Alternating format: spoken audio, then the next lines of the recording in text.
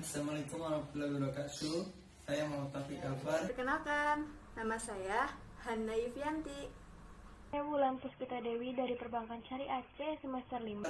Di sini saya akan menyampaikan pemaparan materi dari kelompok 1, yaitu tentang perilaku konsumen dan model keputusan konsumen. Jadi yang pertama apa yang akan disampaikan oleh saya sendiri, yaitu tentang memahami konsumen. Mendengar kata konsumen yang yaitu pembeli, pengguna, pelanggan, barang, jasa, harga, kualitas, menawar, mencari informasi, membandingkan merek, persepsi, sikap, gaya hidup, motivasi. Selanjutnya, pengertian konsumen.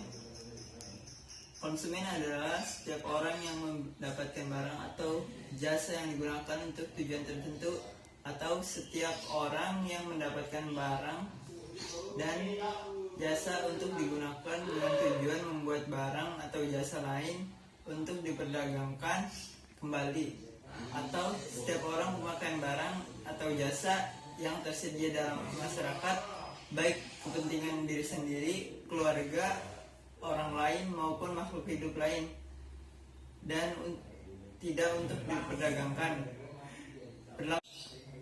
Perilaku konsumen merupakan suatu proses yang berkaitan erat dengan proses pembelian. Pada saat itu konsumen melakukan aktivitas seperti melakukan pencairan, penelitian, pengevaluasian produk.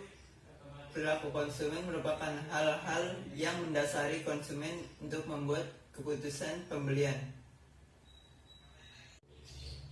Yang termasuk di dalam perilaku konsumen selain mengenai kualitas produk, juga meliputi harga produk jasa tersebut. Jika harga suatu produk tidak terlalu tinggi, maka konsumen tidak akan terlalu lama membutuhkan waktu untuk memikirkan dan melakukan aktivitas perilaku konsumen. Namun, jika harga suatu barang atau jasa tersebut bisa dibilang tinggi atau mahal, maka konsumen tersebut akan memberikan lebih terhadap barang tersebut. Yang termasuk di dalam perilaku konsumen selain mengenai kualitas produk, juga meliputi harga produk atau jasa tersebut. Jika harga suatu produk terlalu tinggi, maka konsumen tidak akan terlalu lama membutuhkan waktu untuk memikirkan atau melakukan aktivitas konsumen. Namun, jika harga suatu barang atau jasa dibilang tinggi atau mahal, maka konsumen tersebut akan memberikan effort lebih terhadap barang tersebut. Pembelian tersebut akan semakin lama melakukan perilaku konsumen, seperti melihat, menanyakan, mengevaluasi, dan mempertimbangkan. Karakteristik perilaku konsumen di kalangan anak muda yaitu ikutan tren, tidak terlalu dibutuhkan, aksesoris berlebihan, berani tampil beda, biasanya keinginan lebih besar daripada kebutuhan, meniru gaya idolanya, selalu ingin tampil beda, suka mengoleksi pakaian atau aksesoris. Aktif riset perilaku konsumen. 1. Pengambilan keputusan. Konsumen melakukan serangkaian aktivitas dalam memutuskan keputusan pembelian secara rasional. 2. Experience. Konsumen seringkali membeli sesuatu karena alasan untuk kegembiraan, fantasi, ataupun emosi yang diinginkan. 3. Pengaruh behavioral. Perilaku konsumen sangat dipengaruhi oleh pemasaran yang dilakukan oleh produsen, faktor lingkungan fisik, ekonomi, dan undang-undang, dan lain-lain. Mari kita simak pembahasan yang akan saya sampaikan. Pembahasan yang pertama yaitu dimensi perilaku konsumen. Dari mana ia mendapatkannya? Jawabannya adalah dari pemasar. Karena tanpa pemasar, konsumen tidak akan tahu produk apa yang pemasar produk apa yang akan dia butuhkan untuk dikonsumsi. Selanjutnya ada perilaku konsumen di dunia, ada persamaan dan perbedaan. Contohnya persamaan pakaian dan aksesoris. Di dunia ini terkadang menyatukan sebuah insan tidak hanya dengan agama, tetapi juga dengan merek pakaian kita yang dipakai sekarang ini. Lalu ada juga konsumen yang perilakunya suka membeli sesuatu yang tidak ia butuhkan, dan ada pula yang mengonsumsi sesuai kebutuhannya. Berdasarkan pendapat Robert Battle dalam Shard, Gardner, dan Garrett, Nugroho Setiadi tahun 2010 halaman 4, perilaku konsumen bermula sebagai berikut. Pada tahun 1900 sampai 1910, masa penemuan teori ilmu perilaku konsumen. Pada tahun 1910 sampai 1920, penyusunan berbagai konsep perilaku konsumen dari berbagai pakar. Selanjutnya, tahun 1920 sampai 1930, semua konsep dari berbagai pendapat disatukan dan ditarik benang merahnya. Pada tahun 1930 sampai 1940, konsep yang sudah disatukan mengalami pengembangan. Selanjutnya, pada tahun 1940 sampai 1950, konsep perilaku konsumen diuji kebenarannya. Dan pada tahun 1950 sampai 1960, hasil dari pengujian ilmu perilaku konsumen dikembangkan lagi. Ada beberapa metode keputusan konsumen, yaitu pertama, pengenalan kebutuhan. Sebelum pembeli memutuskan untuk membeli sebuah barang, dia akan melihat apa yang ia butuhkan. Lalu, pencarian informasi. Sebelum kita membeli barang yang kita butuhkan, kita mencari informasi tentang barang tersebut pada media sosial atau bertanya pada orang lain. Setelah kita mengenal kebutuhan apa yang kita butuhkan, lalu mencari informasi, maka selanjutnya kita akan mengevaluasi alternatif mana yang akan kita gunakan. Setelah kita mengevaluasi alternatif mana yang akan kita prioritaskan, maka kita akan melakukan pembelian. Setelah pembelian, konsumen akan merasa ada kepuasan dalam dirinya karena telah memenuhi kebutuhan konsumen tersebut. Sekian materi dari saya, kurang lebihnya mohon maaf.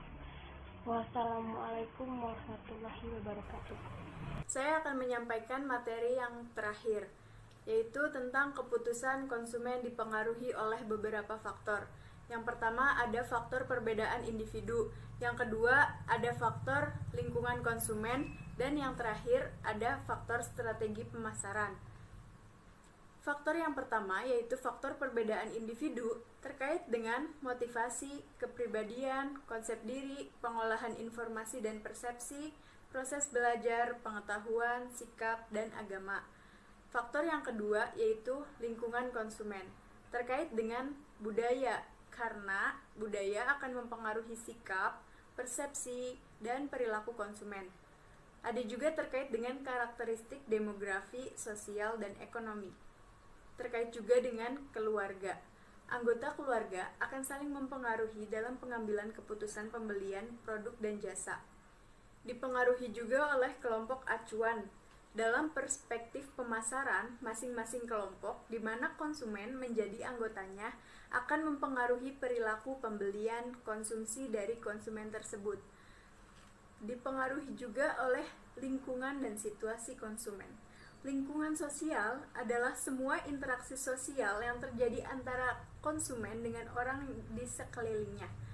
Terakhir, terkait juga dengan teknologi, yaitu perangkat atau peralatan teknologi yang dimiliki dan digunakan seorang konsumen untuk mempengaruhi sikap dan perilaku karena dapat memudahkan hidupnya dalam banyak hal. Selanjutnya, faktor yang ketiga yaitu strategi pemasaran. Pemasaran adalah suatu proses bagaimana mengidentifikasi kebutuhan konsumen, kemudian memproduksi barang dan jasa yang dibutuhkan konsumen tersebut, dan meyakinkan konsumen bahwa mereka membutuhkan barang dan jasa tersebut, sehingga terjadilah transaksi atau pertukaran antara produsen dengan konsumen. Materi selanjutnya juga ada tentang beberapa hal yang dilakukan para manajer pemasaran. Yang pertama, para manajer melakukan analisis lingkungan. Faktor yang diamatinya yaitu demografi, ekonomi, alam, teknologi, politik, dan budaya. Yang kedua, para manajer juga melakukan riset pasar. Para manajer dapat mengumpulkan data dan informasi mengenai perilaku konsumen dan melakukan keputusan dari faktor-faktor yang mempengaruhinya. Yang ketiga, para manajer juga melakukan segmentasi, yaitu pengelompokan pasar atau konsumen berdasarkan karakteristik tertentu. Misalnya, berdasarkan kesamaan kebutuhan barang dan jasanya. Yang keempat, para manajer juga melakukan positioning dan diferensiasi. Positioning adalah menciptakan atau membangun persepsi mengenai karakteristik atau citra suatu produk dan merek dibandingkan dengan produk dan merek pesaing. Yang kelima, para manajer juga melakukan bauran pemasaran, yaitu sejumlah alat pemasaran yang digunakan perusahaan untuk menciptakan tujuan-tujuan pemasarannya. Materi selanjutnya ada tentang pemasaran dan perilaku konsumen. Yang pertama yaitu mengidentifikasi kebutuhan konsumen, kemudian memproduksi barang dan jasa, lalu meyakinkan konsumen, kemudian melakukan transaksi atau pertukaran, dan konsumen mendapatkan barang dan jasa, sedangkan produsen akan mendapatkan imbalan atas barang dan jasa dari konsumen. Selanjutnya ada juga materi tentang konsep pemasaran. Konsep bisnis yang menekankan bahwa strategi pemasaran yang berhasil dibangun berdasarkan pemahaman yang lebih baik dari perilaku konsumen, yang akan membantu para manajer pemasaran untuk menganalisis lingkungan. Para manajer dapat mengevaluasi faktor kekuatan-kekuatan luar yang berpengaruh terhadap perusahaan dan pelanggannya dan yang akan menciptakan tantangan dan peluang. Selanjutnya, melakukan juga riset pasar. Para manajer dapat mengumpulkan data dan informasi mengenai perilaku konsumen dan juga akan membantu para manajer untuk melakukan segmentasi atau pengelompokan pasar atau konsumen dalam karakteristik tertentu yang nantinya akan dijadikan sasaran atau target penjualan produk. Karakteristik tertentunya seperti dasar dari segmentasi, yaitu seperti karakteristik konsumen, situasi, geografi, dan budaya. Segmentasi berdasarkan karakteristik tertentu untuk mencapai sasaran, yaitu dengan menunjukkan iklan produk rumah tangga, iklan produk anak-anak, iklan produk bayi, iklan produk laki-laki, dan iklan produk remaja. Selanjutnya juga melakukan positioning dan diferensiasi. Positioning yaitu menciptakan atau membangun persepsi mengenai karakteristik citra atau produk dibandingkan produk dan merek pesaing. Sedangkan diferensiasi yaitu merancang barang atau jasa yang memiliki fitur yang berbeda dari pesaing. Dan yang terakhir, akan membantu para manajer pemasaran untuk melakukan bauran pemasaran, yaitu barang menggunakan bauran pemasaran dengan 4P, yaitu product, price, place, and promotion. Produk yaitu produknya, price yaitu harganya, place yaitu distribusi, promotion yaitu promosi atau komunikasi. Jasa menggunakan bauran pemasaran dengan 4P plus 3P. 4P yaitu product, price, place, and promotion. 3P-nya yaitu people, process, and proof. People yaitu orang-orang, proses yaitu proses, proof yaitu bukti. Pemasaran yang berhasil adalah ketika konsumen mau melakukan transaksi untuk mendapatkan produk tersebut. Sekian materi dari kelompok kami yang telah kami sampaikan. Mudah-mudahan materi dari kelompok kami bermanfaat. Mohon maaf atas segala kekurangannya. Wassalamualaikum warahmatullahi wabarakatuh. Terima kasih.